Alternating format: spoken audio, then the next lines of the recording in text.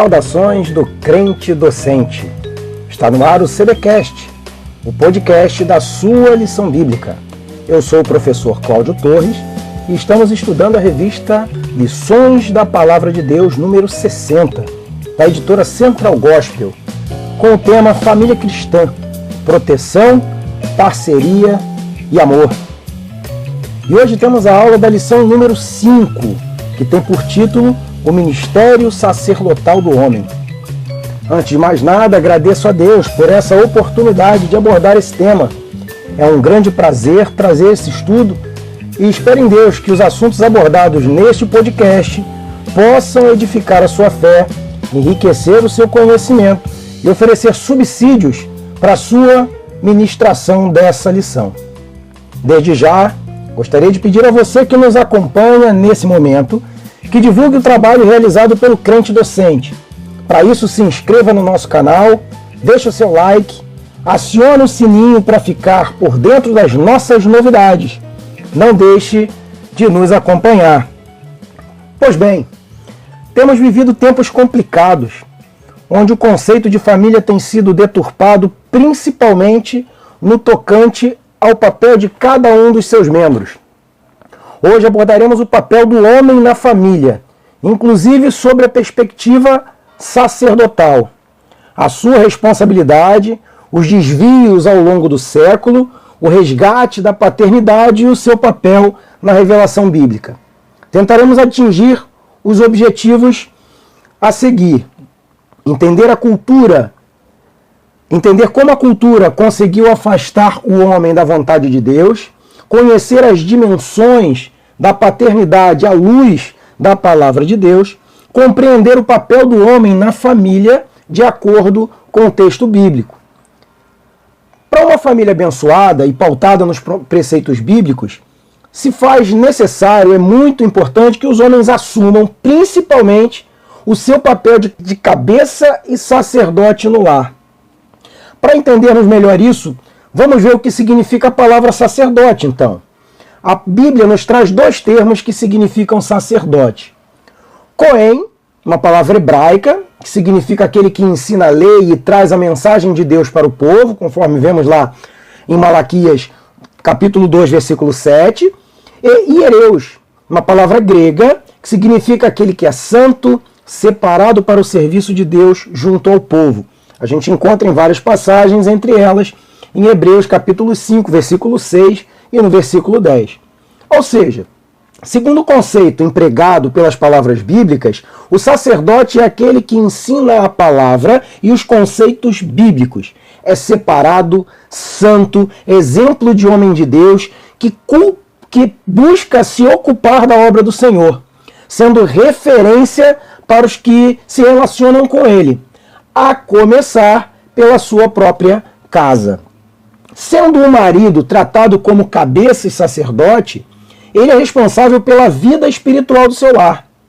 No entanto, a ideia de sacerdócio universal exposto na nova aliança, conforme vemos ali em 1 Pedro 2, 4 e 5, em Gálatas 3, 28, em Apocalipse 1, 6, não diminui nem isenta a mulher de participar desse cuidado sacerdotal no lar, mas reforça a ideia de ajudadora do seu marido também nesse particular do sacerdócio. Portanto, cremos que tanto o marido como a esposa e também os filhos, todos são sacerdotes e devem ministrar perante Deus em favor uns dos outros. A única questão em que o homem se destaca é no governo do lar que lhe foi confiado. O fato de só o marido ser o cabeça do lar não significa que só ele seja o sacerdote, mas ele é o principal da casa. Mas na condição de cabeça do lar, o homem, ele é o responsável de quem Deus cobrará o exercício do sacerdote na casa. É óbvio que a mulher deve participar, exercendo o sacerdócio juntamente com seu marido. Mas a responsabilidade maior não está sobre seus ombros, mas sim sobre os ombros do cabeça da casa, que é o homem. Ok. Entendemos que Deus colocou o homem como cabeça, sacerdote e responsável pelo lar. Mas afinal, o que conseguiu afastar o homem da vontade de Deus, dessa vontade do homem ser o responsável, o cabeça, o sacerdote do lar? A resposta é a cultura. Para entendermos isso, temos que saber o que é a cultura. E o que é a cultura? Cultura é um grande conjunto de atividades e modos de agir, costumes e instruções de um povo. É o meio pelo qual o homem se adapta às condições de existência, transformando a realidade. O fato é que o cristão, ao longo do tempo, foi admitindo e agregando outras culturas, ou outros modos de viver e interpretar a realidade, tornando-se, então, o resultado desse pluralismo cultural, dessa junção de várias culturas. Esse pluralismo cultural resultou, então, num longo processo emancipatório em que diversos setores da vida do homem foram se tornando progressivamente autônomos, independentes de Deus, tentando ser autossuficientes com base apenas na razão humana, desprezando o relacionamento e até a existência de Deus. O homem era importante simbolicamente para os filhos, como representante da autoridade, da lei e da fé. Contudo, esse modelo não mais corresponde à realidade das famílias em grande parte das sociedades. As transformações têm raízes em importantes questões sociais, entre elas a urbanização, a industrialização, o movimento feminista e as exigências de novas definições de papéis sexuais, ideologias de gênero, entre outros tantos aspectos socioculturais. Alguns movimentos, dentre tantos outros, se destacam como grandes responsáveis pelo afastamento do homem da vontade de Deus, principalmente no seio familiar. Vamos falar um pouco sobre eles. O primeiro deles é o racionalismo. O racionalismo tem como principal objetivo teorizar o modo de conhecer dos seres humanos, não aceitando qualquer elemento empírico como fonte do conhecimento verdadeiro. Para os racionalistas, todas as ideias que temos têm origem na pura racionalidade, no raciocínio humano, na inteligência humana, o que impõe também uma concepção inatista, ou seja, que as ideias têm origens inatas, próprias, que nascem no ser humano, em nosso intelecto, e sendo usadas e descobertas pelas pessoas, que fazem melhor uso da sua razão. Ou seja, quanto mais hábil no pensamento, mais intelectual, mais ideias, né, o homem tem, mais ele usa a sua razão. São considerados filósofos racionalistas Descartes, como por aqui, com aquela sua célebre frase muito conhecida: penso, logo existo. Né? Tem também Baruch, tem Leibniz, muita gente aí enveredou por esse caminho do racionalismo.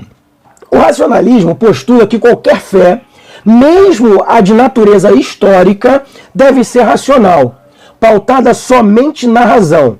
Desse modo, a pretensão de salvação do cristianismo, de ser o último sentido para a vida do homem, o objetivo maior do homem é a salvação da sua alma, a salvação do mundo, a pretensão de salvação do cristianismo, a sua história, tornou-se frágil, debilitada, deixando de fora o foco de setores da realidade. Ou seja, a vida secular começou a ser separada da vida espiritual. Essa razão, tudo querendo ser palpável, tudo no ambiente físico, passou a desvincular a questão da fé da vivência, do dia a dia do homem.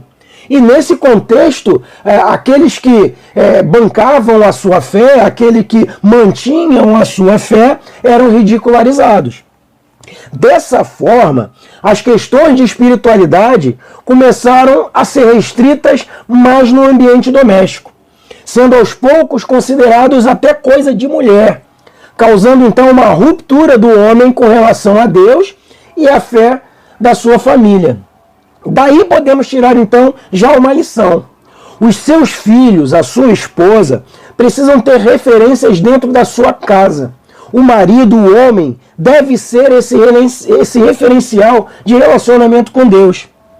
O racionalismo nos observou o que Paulo na carta aos Romanos, já dizia.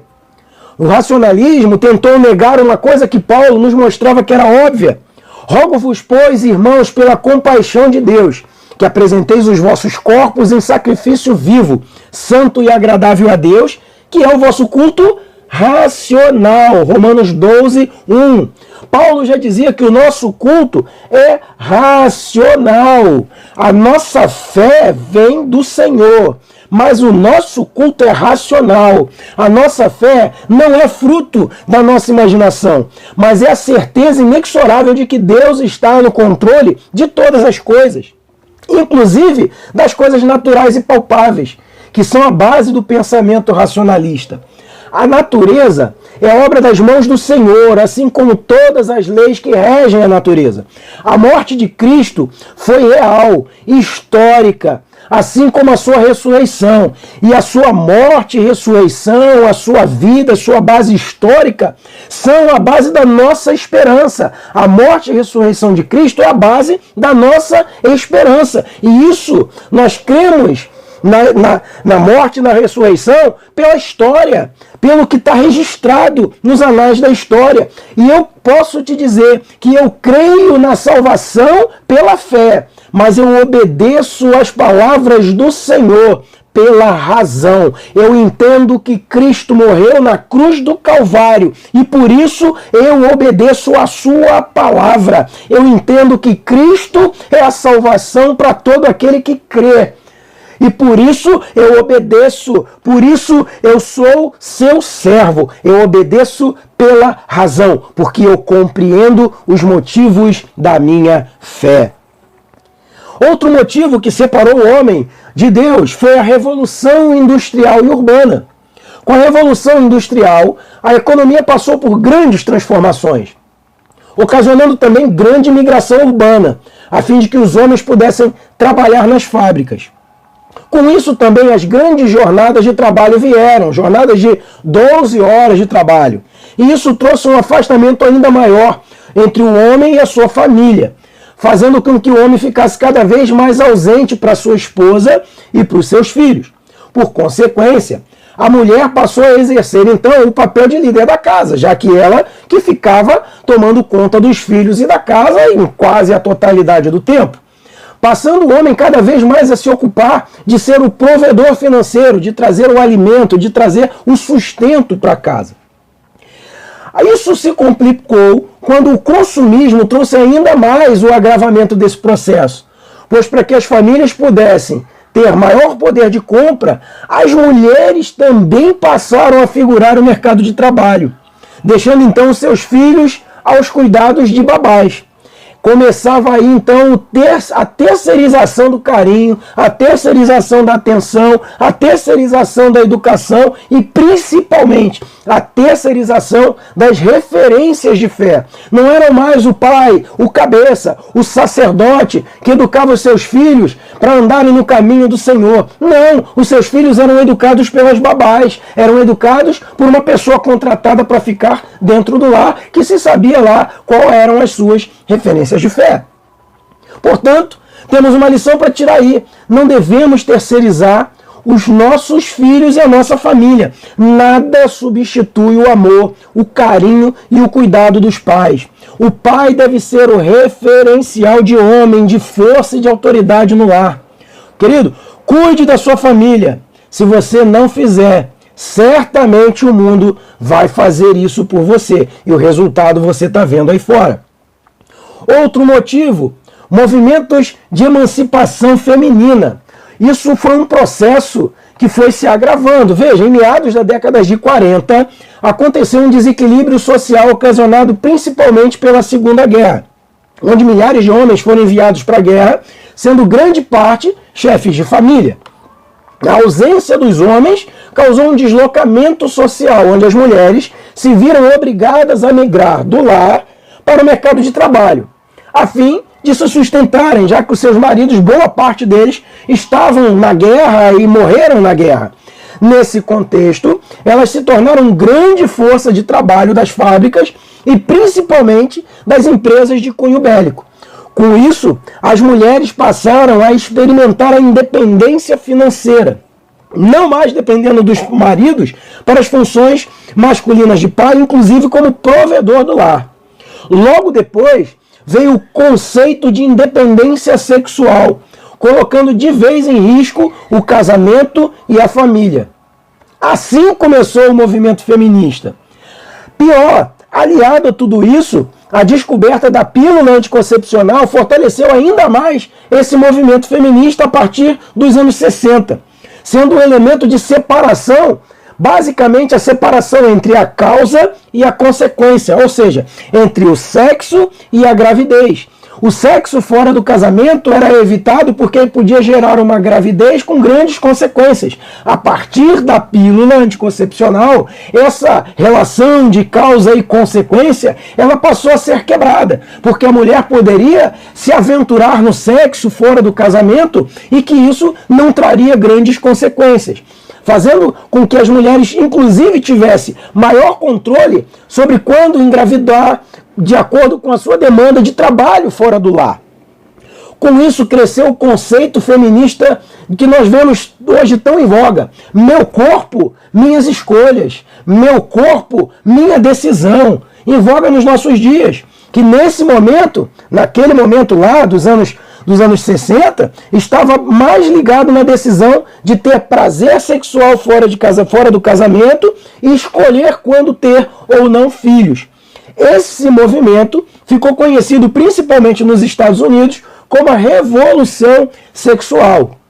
O movimento feminista trouxe outra cultura devastadora, a do divórcio sem culpa, com a descriminalização do adultério, fazendo com que o próprio casamento fosse banalizado, deixando de ser na prática um compromisso, uma aliança eterna, para se tornar o que o cancioneiro diz, eterno enquanto dure.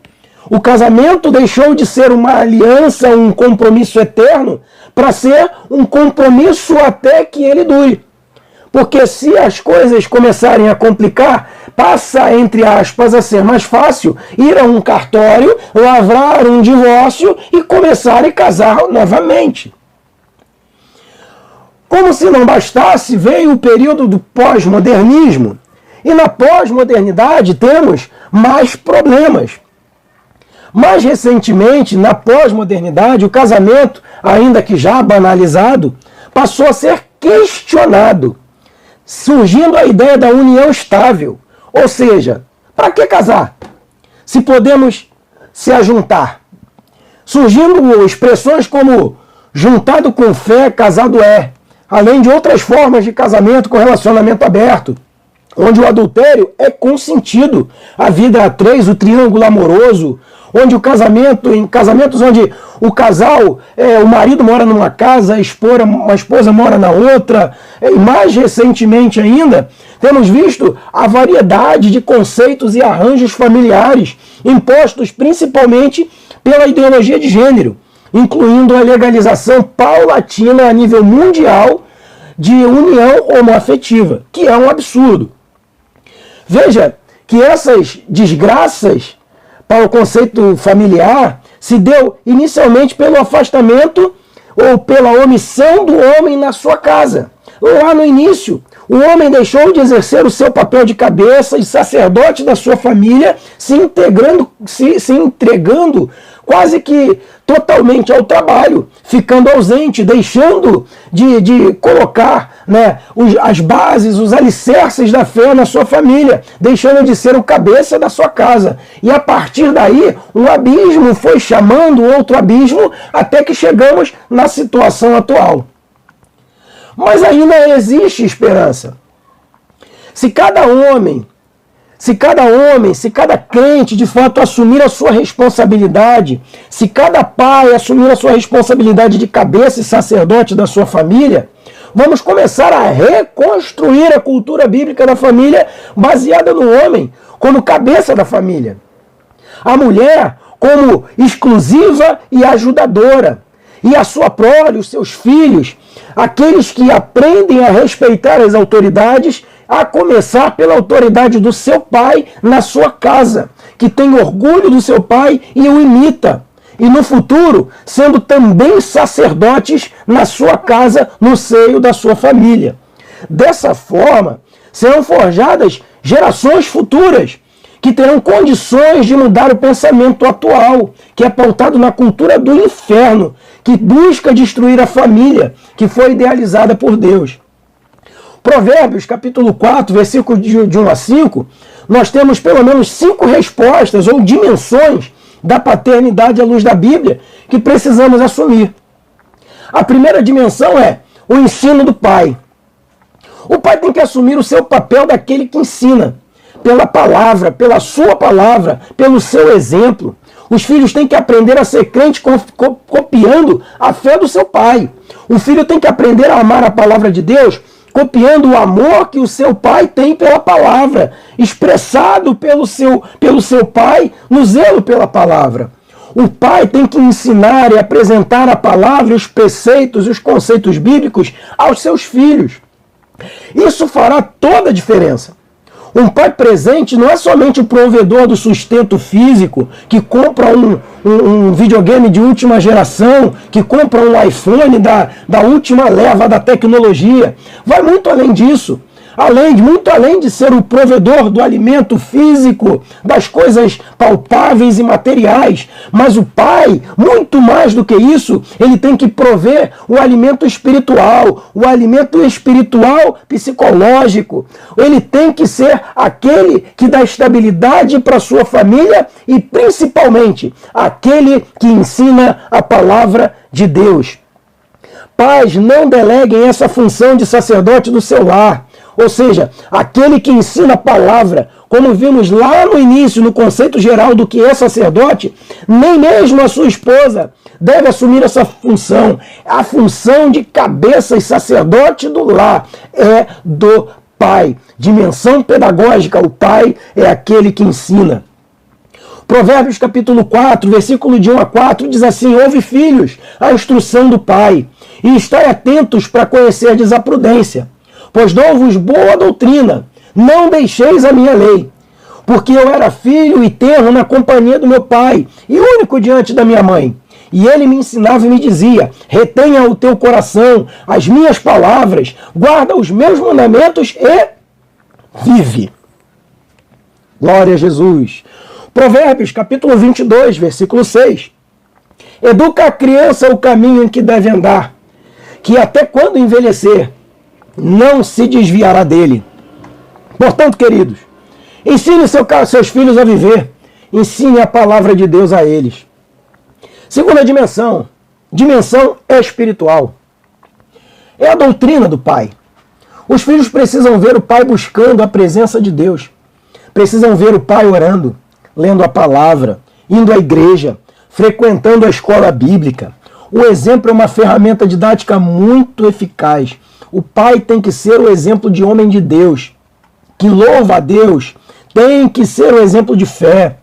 Se a cultura racionalista fez com que a religiosidade fosse vista como coisa de mulher, sendo delegado à mãe essas coisas, cabem ao homem, cabem ao crente mostrar que ensinar os filhos a buscar a Deus pelo seu exemplo de vida é coisa de pai, é coisa de homem, é coisa de macho.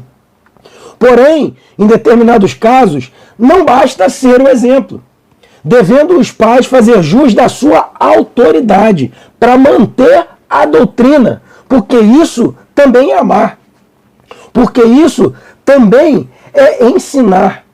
Isso é buscar a felicidade e a longevidade do seu filho, da sua filha, mesmo que eles ainda não saibam disso, mesmo que eles ainda não compreendam isso. Mas é o pai que deve zelar pelo futuro dos seus filhos, ensinar os seus filhos hoje, disciplinar os seus filhos hoje, para que amanhã eles possam ser homens e mulheres dignos, servos e servas do Senhor.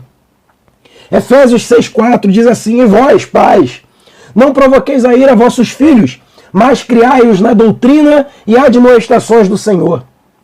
Provérbios 3,12, porque o Senhor repreende aquele a quem ama, assim como o pai ao filho, a quem quer bem.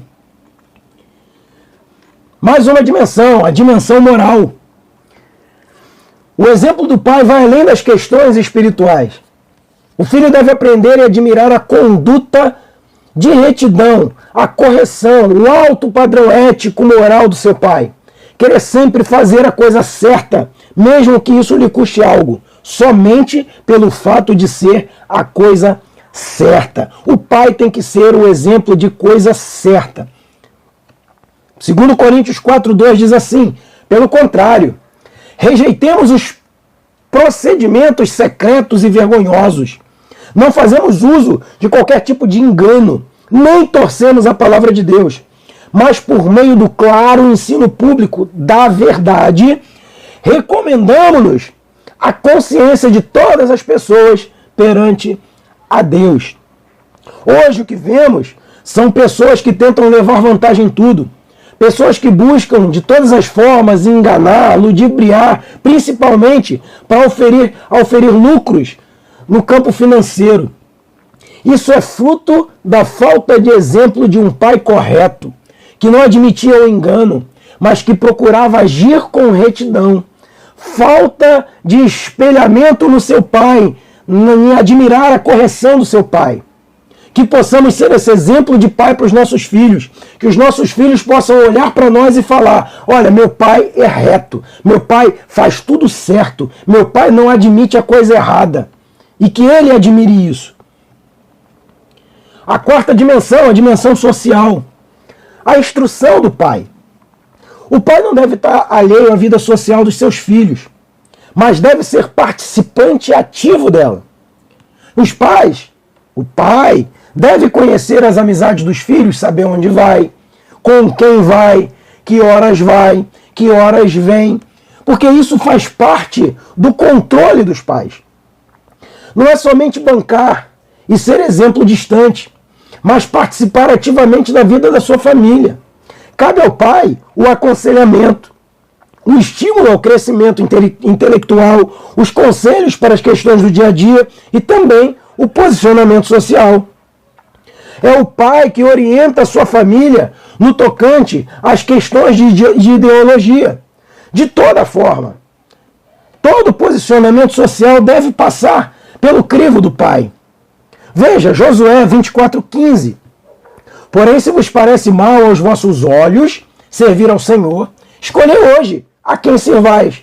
Se aos deuses a quem serviram vossos pais, que estavam além do rio, ou aos deuses dos amorreus, em cuja terra habitais. Porém, eu e a minha casa serviremos o Senhor. Ele usou a sua autoridade de cabeça e sacerdote da sua casa para determinar e se posicionar junto à sociedade, se posicionar socialmente sobre a quem, não somente ele, mas a toda a sua família, a quem a sua família inteira serviria. Ele mostrou o posicionamento social da sua família. Ele, a sua esposa, os seus filhos, os seus servos, ele se posicionou socialmente. Ele não admitiu que a sua família se posicionasse de outra forma. Antes, ele tomou a frente e determinou o posicionamento social. Nós temos que nos posicionar socialmente. Temos que ter um bom relacionamento com os nossos filhos para que possamos aconselhá-los, abrir os olhos dos nossos filhos para que eles possam entender e possam se posicionar socialmente de acordo com a palavra de Deus. A quinta dimensão é a dimensão afetiva. A companhia do pai é muito importante. Não bastam apenas os cuidados físicos e espirituais, mas também se faz necessário o cuidado emocional do pai. O filho, a família, precisa se sentir amada, precisa saber que existe apreciação, carinho, e que não existem espaços, lacunas para serem ocupados por agentes externos. O filho, a filha, precisa da presença do pai em todos os momentos da sua vida, a fim de dar estabilidade emocional.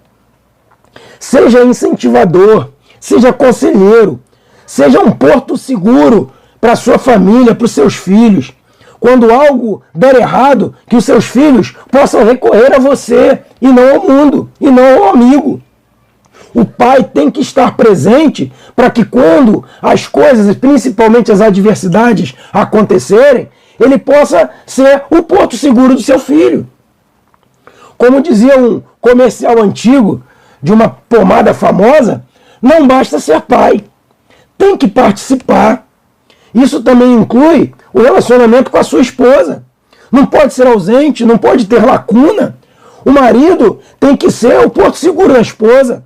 O marido tem que ser o confidente, tem que ser o namorado, tem que ser o amante. O amigo tem que ser, o marido tem que ser aquele amigo mais chegado, para que a sua esposa possa dividir a sua vida contigo. Aliás, esse é o conceito do casamento, onde o homem perde a sua vida para a sua esposa, vive por ela, e ela perde a sua vida pelo seu marido, vive por ele. E ambos formam uma só carne. 1 Timóteo 5,8 diz assim: se alguém não tem cuidado dos seus, e principalmente os da sua família, negou a fé e é pior do que o infiel. Dimensão afetiva. Temos que estar em companhia da nossa família e ser emocionalmente o alicerce da nossa família.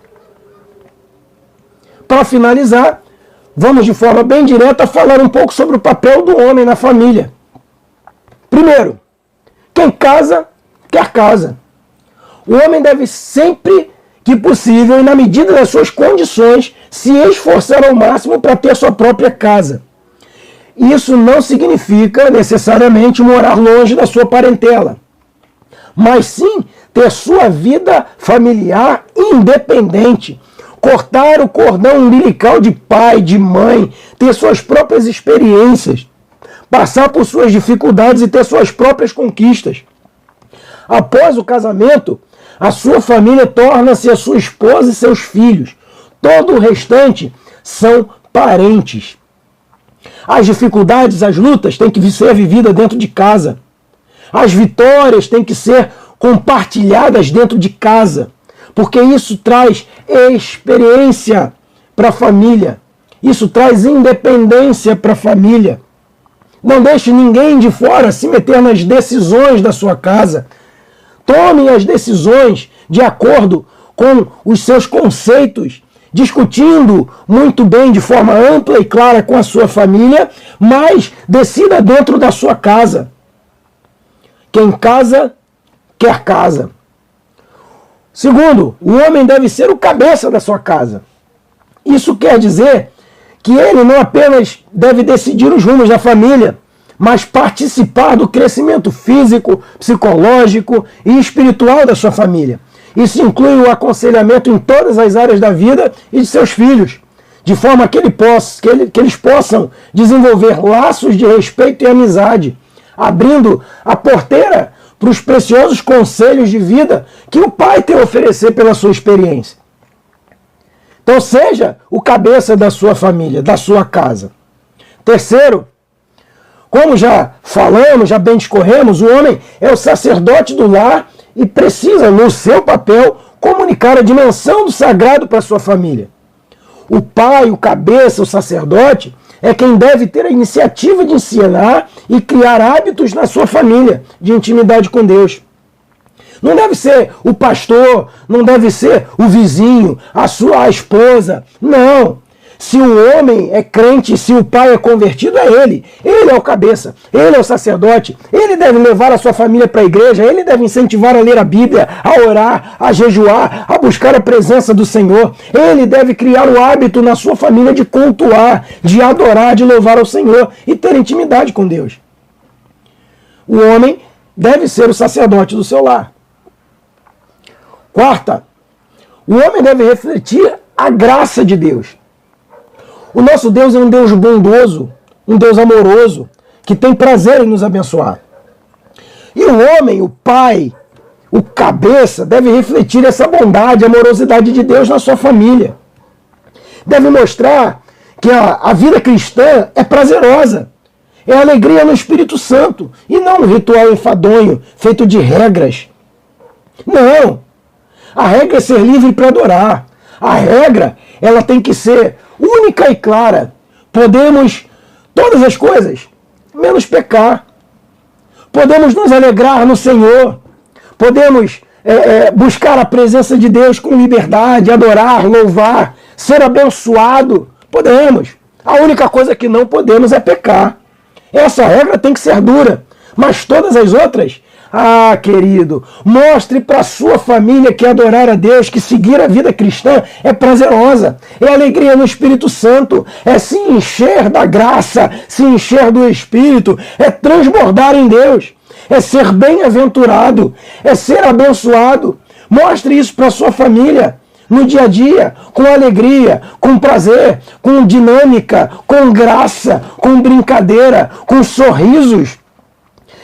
Não trate a sua família no momento espiritual com uma serenidade tumular. Não! Buscar a presença de Deus é ser feliz, é ser alegre, é estar no caminho do céu. Mostre isso para a sua família. Reflita a graça de Deus, o amor e a bondade, a misericórdia de Deus para a sua família. E para finalizar, o homem deve amar a sua esposa como Cristo amou a sua igreja. Isso significa que, mesmo o cabeça tendo autoridade no lar, deve respeitar a sua esposa, deve honrá-la, supri-la de amor, carinho, atenção, esforçando-se ao limite da sua própria vida para fazê-la feliz. Cristo amou a igreja entregando a sua própria vida por ela. Mas ele não só entregou a sua vida, ele ensinou a viver em santidade, a trilhar o caminho da salvação, ensinou a igreja a ser feliz, a ser cumpridora dos seus deveres, tanto terrenos quanto celestiais. Ele viveu uma vida inteira entregando a sua vida para a igreja.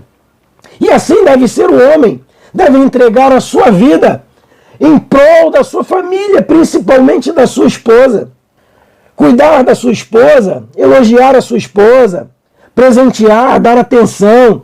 Faça a sua esposa feliz, que assim ela vai ser, sabe o quê? Uma ajudadora fiel. Ela vai estar ao teu lado, mesmo nas piores dificuldades. Você vai encontrar ali aquela que vai estar firme contigo, mesmo que as dificuldades venham, mesmo que as lutas venham. Porque ela enxerga em você aquele que tem autoridade e amor na sua casa e na sua família. Bom, queridos, assim terminamos a nossa lição de hoje. Esperando em Deus ter esclarecido os tópicos e alcançado os objetivos propostos, servindo de subsídios para a sua ministração da lição. Mais uma vez, peço a você que nos ouve, que siga o Crente Docente no Instagram, no @crentedocente, no Facebook, em facebook.com/crentedocente, e ative as notificações por lá. Deus te abençoe e até a próxima.